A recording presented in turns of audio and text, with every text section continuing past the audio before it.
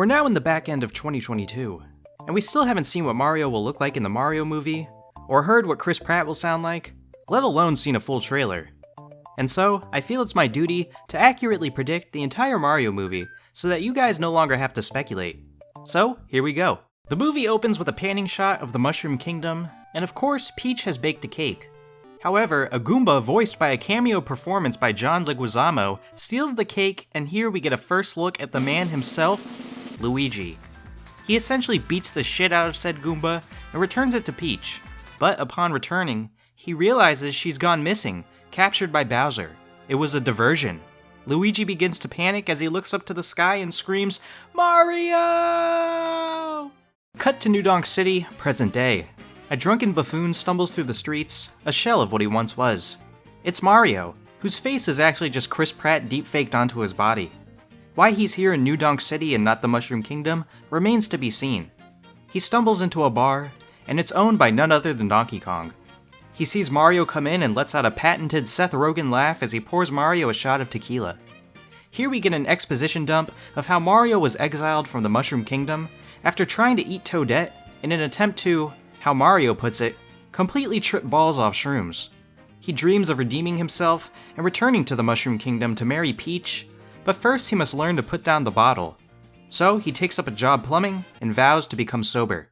Meanwhile, back in the Mushroom Kingdom, panic has arisen as all of the Toads and Luigi are scrambling to try to save Peach from the clutches of Bowser.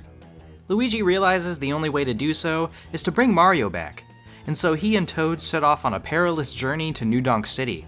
But not before a dramatic musical number by Luigi and the Mushroom People, where they dab no less than 12 times. Cut to Bowser's castle, and Peach is locked inside a cage. Bowser himself comes into the dungeon and begins explaining that he will now rule the Mushroom Kingdom, with Peach as his queen, and without Mario and Luigi, nobody can stop him.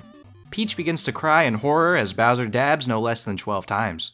Meanwhile, Mario has spent the last several days trying to sober up. He made some decent money plumbing and didn't blow it all on alcohol. Instead, he's saving up for a trip back to the Mushroom Kingdom. It's a big city with a lot of bars, and Donkey Kong just lost his biggest client in Mario. And so, he decides to come with Mario back to the Mushroom Kingdom, to look out for his boy on the journey. They begin to leave the city, but not before Donkey Kong farts and lets out another Seth Rogen laugh, followed by a famous Mamma Mia from Chris Pratt Mario. Along the path to New Donk City, Luigi and Toad face many perils. Through many epic battles, they begin to forge an unbreakable bond. It's because of this newly formed trust that Toad confronts Luigi about his brother trying to eat Toadette. It's here where Luigi explains that Mario has been on a downward spiral ever since Bowser beat him on the racetrack in the 200cc Special Cup, his first ever loss. Mario did not take losing to his ultimate rival well, and turned to drugs and alcohol to numb his pain, despite Luigi's best attempts to talk him down. Toad forgives Mario as Luigi begins to weep, hiding his tears with a dab. But then, Bowser Jr., who had been tracking them for his father, ambushes them and is able to capture our two heroes. Bowser, who is watching all this unfold on a monitor in his lair, shows Peach what has happened, as she begins to cry and scream, "Mario!" Mario and Donkey Kong are making good time back to the Mushroom Kingdom. Mario realizes the error of his ways and the lost time as a result of his addictions, and he has a new lease on life. He promises to marry Peach, completely unaware that her, his brother, and Toad are all in the clutches of Bowser. Donkey Kong, clearly a comic relief character at this point, lets out another fart to Seth Rogen laugh combo. At that moment, Bowser Jr. and the rest of the Koopalings ambush Mario and Donkey Kong, and an incredible battle ensues. After a 20-minute sequence of pure carnage, Mario and Donkey Kong emerge victorious. It's here where Bowser Jr., laying in the dirt defeated, tells Mario that this was simply a distraction, and that Bowser has already begun his conquest of the Mushroom Kingdom. Mario looks up in horror and sees the Mushroom Kingdom completely ablaze. Bowser sits atop a throne of fire with Peach on one side of him, and Luigi and Toad on the other, hanging by their feet over a pool of lava. He's aware of the battle that took place between Mario and his children, and he is prepared to face him himself. He begins to laugh and breathe fire because it's what villains do in movies. Mario and DK sprint into the Mushroom Kingdom, but it seems too late. A myriad of Toads lay in the ruin, unable to escape the wrath of Bowser's flames.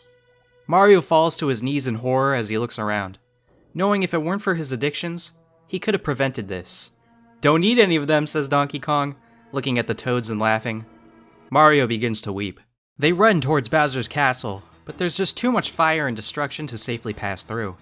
It's at this moment that DK suggests Mario use a cart to safely navigate, and Mario explains that he hasn't driven a cart since his loss to Bowser. DK then tells him that he never really lost to Bowser, and that beating him here would be what truly matters. Mario is inspired by these words, and gets in the cart, and a truly awesome driving sequence ensues, where we learn why Mario had never lost prior to that Special Cup race. He makes it to the castle and storms Bowser's lair, where, to his horror, he sees his brother, Peach, and Toad all at Bowser's mercy. Without Donkey Kong, Mario must fight Bowser alone, and the battle of the century begins. Meanwhile, Donkey Kong ends up trying mushrooms out of curiosity, and begins to completely trip balls. During his high, he stumbles upon the cake that Peach made at the start of the movie. As he begins to devour it, he finds a super mushroom in the center, which Peach had so shrewdly planted in the cake in case she was kidnapped. DK grabs the mushroom and begins running toward Bowser's castle, and a hilarious sequence of him trying to avoid harmful obstacles ensues, where he farts no less than 12 times. Just as he's collapsing from his mushroom trip, he's picked up by a familiar face, Yoshi, voiced by William Shatner. He drops DK off at the front gate of the castle, super mushroom in hand. Inside the castle, Bowser has Mario on the ropes. Mario just isn't the man he once was after his downward spiral, and he's struggling to defeat the Koopa King. Just as Bowser is about to deliver the finishing blow, we hear a laugh in the distance as DK chucks the super mushroom at Mario.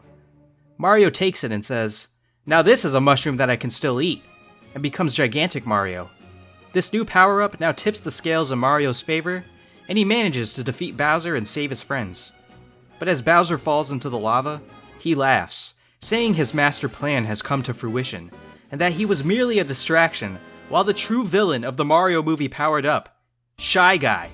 That's right, Shy Guy has now become the true ruler of the Mushroom Kingdom, setting up the second movie and the beginning of the Mario Cinematic Universe. Mario and his friends look upon Shy Guy in horror, knowing the ultimate battle for the Mushroom Kingdom has begun.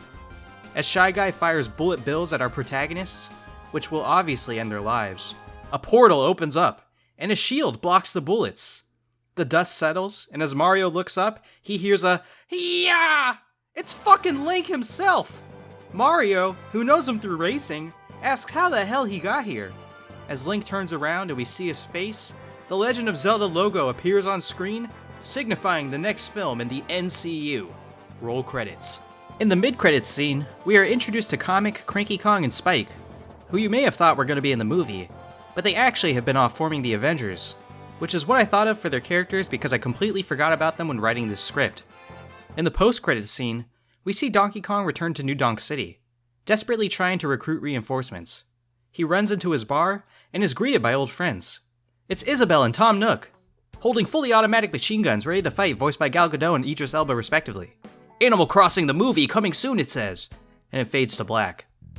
Or, you know, something along those lines, I would imagine. Either that or it's just going to be a bunch of Minions references. Alright, deuces! Tripping through 2 dimensions, up on the moon.